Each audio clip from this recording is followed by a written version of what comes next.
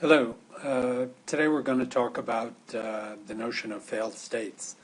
There are two books in the course, Why Nations Fail, and the third book of the course is Fixing Failed States. So we have failed, the word fail in two of the titles. So I think it's worthwhile to take a moment and to discuss, what this term really applies to.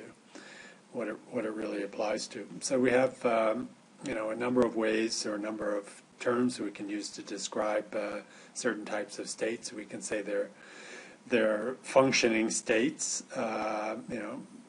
We know what that is. There are states that are fragile, which are have some problems, but are still providing a basic level of service. Then we have states that are failing, which means that many of the institutions are in decline. And then we have a failed state where nothing works, and perhaps the population is under great stress from violence or coercion. So, just keep those terms in mind for a moment. There are several ways of looking at state failure. The one that I'm proposing this week is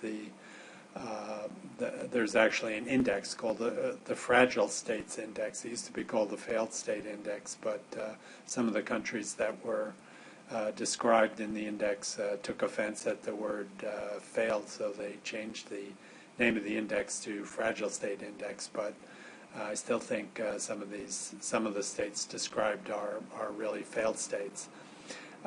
In your reading section, there'll be a tab which will actually bring you to the Failed State Index, which is a pamphlet, and there are instructions on what I want you to do with it. But it's basically a system of evaluation of every country in the world according to a set of criteria that you can read about in the pamphlet. Things like human rights, things like secure borders, things like levels of public service, and each country is evaluated and given a ranking and a number, and you can see in the Failed State Index in the book what that means. Now, why do we classify states in this manner? What's the point of doing this? Well, there are policy reasons.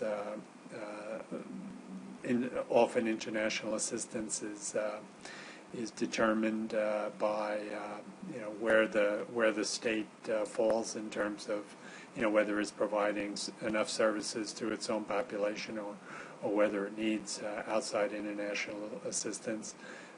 Security concerns. Failing states are often very insecure. They provide breeding grounds for various kinds of non-state political actors, for terrorists and the like. And it's also to establish benchmarks so we can see whether a state is making progress. There are investment reasons for these types of index. Companies, investors want to assess risk before they put money into opportunities in these countries. They also help to identify opportunities. If we see a state that's moving from a failing category to a stable category, it might be a time for investors to move into the country. And it's also a way of measuring the performance of the institutions in the country with regard to how they manage the nation's resources. And finally, it's why we're doing it. It's for research reasons.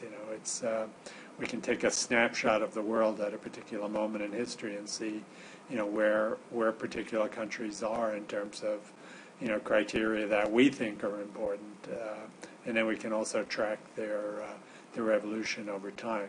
So, the three reasons for categorizing these countries are policy reasons, investment reasons, and research reasons.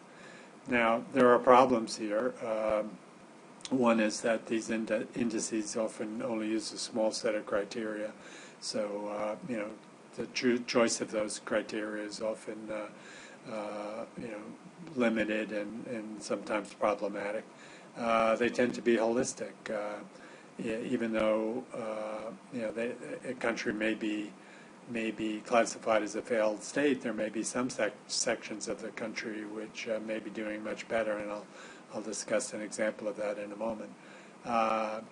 It's also a grading system that could have unintended negative consequences for the countries involved, because if a country consistently shows up at the bottom of these indices, then investors or people trying to improve the situation might be turned off and consider that a failed state is not worth helping. And finally, it is just another example of rich and powerful nations casting negative judgments on poor and weak nations of the world. So, there is a kind of almost class or snob attitude, in casting judgment on these types of countries. So I mentioned, the example of a country where, parts of the country are not doing too badly. And Somalia is really an interesting case, because even though Somalia has shown up as the number one failed state for many, many years, although this year it was supplanted by South Sudan, the northern provinces of Puntland and Somaliland are, semi-autonomous and relatively stable, and there has been some investment in those parts of the country, even though the country as a whole is viewed as a failed state. However, as much as we want to skirt the issue, there are some states that deserve the term failed because of a number of reasons.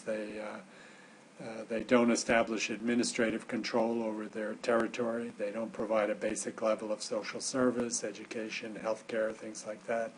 They don't provide security for the population. The population could be, under siege by, sometimes by the internal security forces, sometimes by non-state actors or other groups that are, basically outside the control of the government.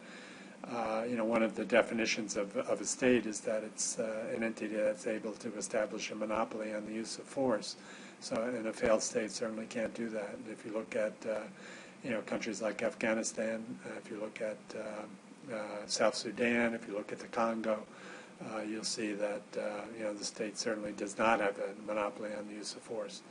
They also exploit natural resources, but don't distribute the wealth across the social spectrum. They provide no or just a small amount of democratic involvement in the affairs of the state.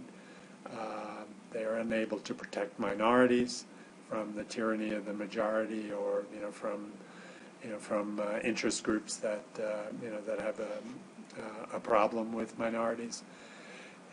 And they don't protect or manage their borders, which again is sort of a basic requirement of what constitutes a state. But there are also other reasons, and we probably could make a much bigger list here.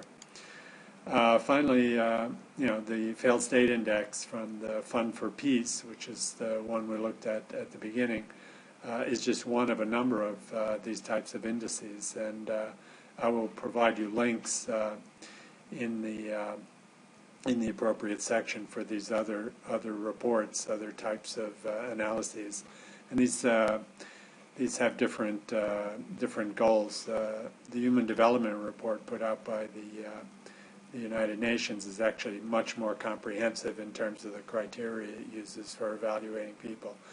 It has dozens and dozens of criteria, and you can spend a good week going through it and really understanding all the data. But it's, as it comes from the UN, it's very highly regarded and very widely used.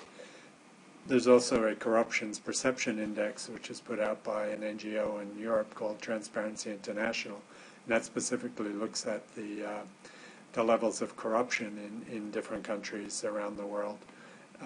And then there's a human rights index also put out by the UN, which specifically looks at human rights issues like human equality, gender equality, and a range of other criteria related to human freedom and participation. So, if you go and look at all of these indices, you'll probably find very quickly that the same countries are showing up on the bottom on all of them, which isn't, perhaps very helpful. But in any case, it, as you think about solutions, and if you reflect on the title of the third book that we're going to read, called "Fixing Failed States," then you really have to know what to fix before you begin acting. And sometimes these types of analysis in these indices gives you a very good idea of what the problems are, and perhaps offers a path to thinking about solutions.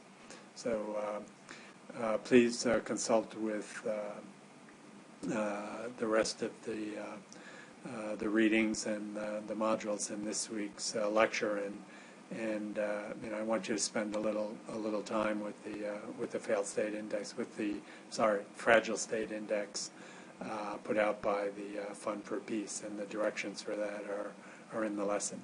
Thank you.